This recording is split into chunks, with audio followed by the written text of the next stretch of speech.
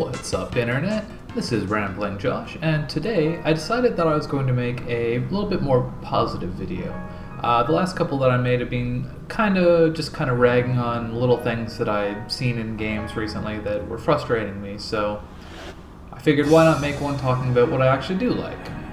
So, today I'm basically just going to be talking about Breath of Fire 3, kind of in its entirety a little bit, but there's one main point that I want to touch on with that game. So, I mentioned in my last video that I have been playing it recently, and I haven't had a lot of time to kind of really sink into it, but Breath of Fire 3 is one of those games that's always stood out to me as just being like a super high quality, kind of like more traditional RPGs, or I guess JRPG style game.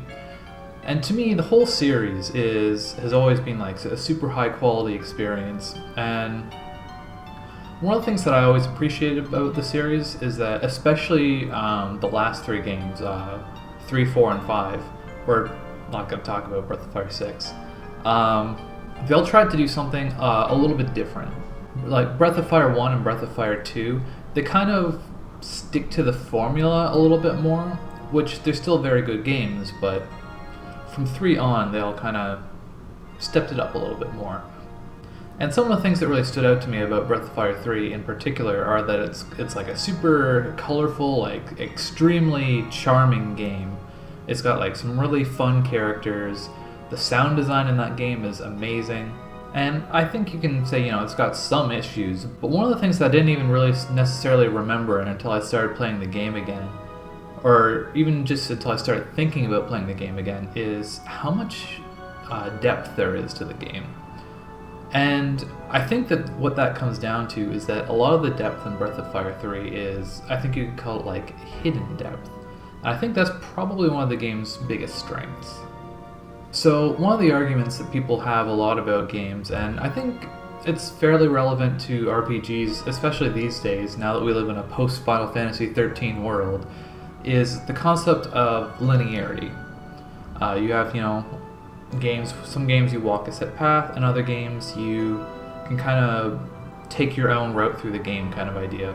I think one of the things that Breath of Fire 3 does a really good job of is, even though it's fairly linear for the most part, I think you can consider the kind of like gameplay itself is fairly diverse. So like even if you're walking the same path as another player, like through the game itself, the possibility space is really large for, like, I guess you could say what your characters look like. So if you don't know the game at all, one of the mechanics in the game is you can assign each character a master. You discover more masters through the game, and each master has modifiers that they apply on level up. So some masters will be like, oh, you gain more strength and you gain more defense, but you gain less agility, kind of idea. And you can use those to shape your characters whatever way you want, more or less. Masters also teach abilities. And similarly, the way you gear your characters is a little bit more interesting than some games, because it's a little bit more complicated than simply like, oh, I want to get the thing that gives me the most numbers.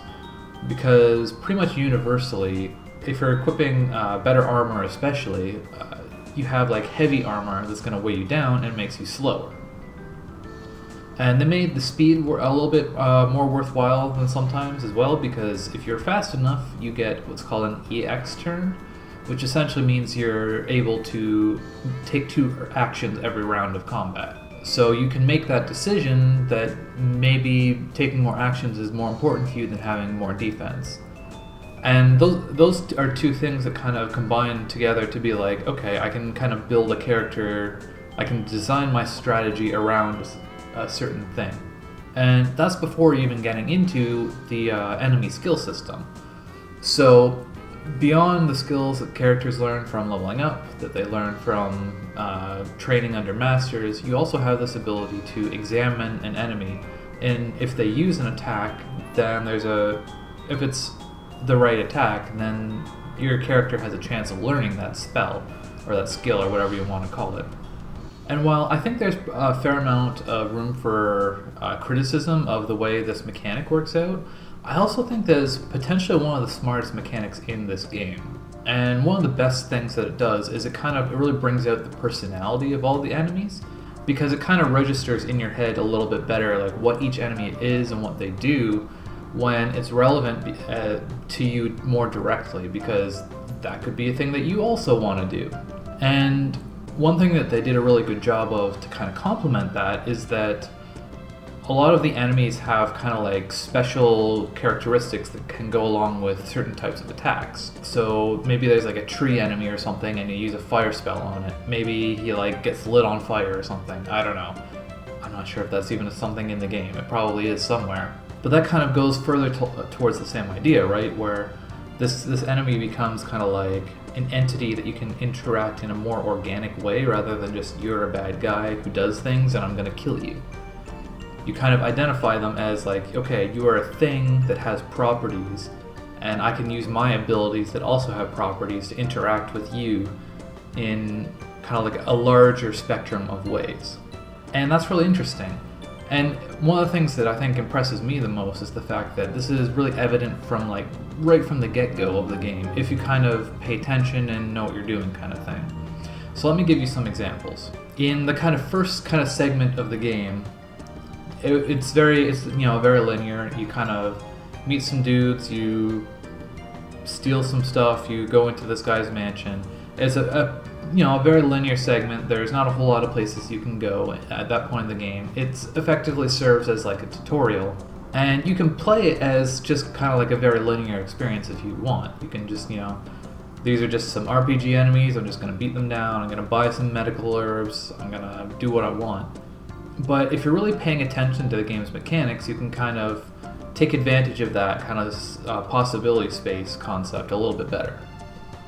And two specific examples I can think of that really kind of show this off is one of the very first enemies that you fight in the game is called a Ripper. He's like a little bird dude, and he uses an ability that it's called Blind. It blinds, has a chance to blind a character. So you can learn Blind from Rippers.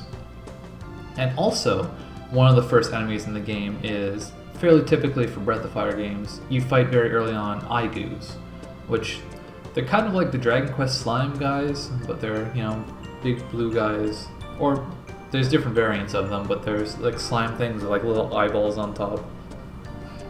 And that's kind of important because one of the properties that these things have that most people probably don't even realize is that if you use Blind on them, they actually give you more experience, in some cases significantly more. And so that's one of the things that I always remember most about this game, because it happens like literally within the first like 10-15 minutes of the game. You can employ this strategy of, okay, I'm going to blind the thing with eyes so I can level up more quickly, and at the very start of the game, this is something that's going to be very advantageous to you.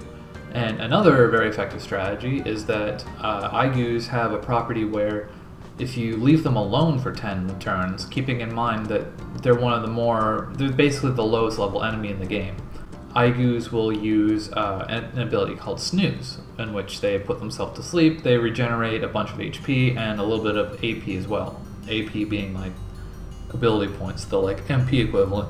And right at the start of this game, Snooze is actually an extremely useful ability, because if you put it on the main character Ryu, who has a healing spell which costs 4 AP, then you're basically making yourself unable to run out of resources in the early game. Because other than that, you don't really have any reliable way to restore AP, but having Ryu have that ability to snooze himself so that he basically has more ability to, like, he's healing himself, but the AP also lets him use his heal spell on allies. That actually makes a really big difference in the early game. And this is just like one single ability that you probably don't even realize exists if you don't know about it. But it just completely changes the entire fabric of the start of this game.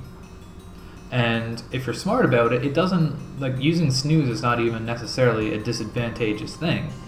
because you can plan around turn order and be like, okay, well, I know I only need one hit left on this enemy, and I've got 2 guys in my party, and I know Ryu's the faster one, so I can let him use snooze, and my other guy will attack and kill the enemy, and I didn't even lose anything for using snooze. And you consider the fact that this is all stuff that plays out within the first hour or 2 of the game, and considering where this can go over the course of a 40, 50, 60 hour game, and you can kind of see how this kind of thing really adds a lot of depth to the game.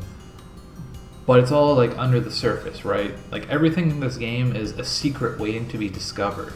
And you cannot discover it and still get through the game.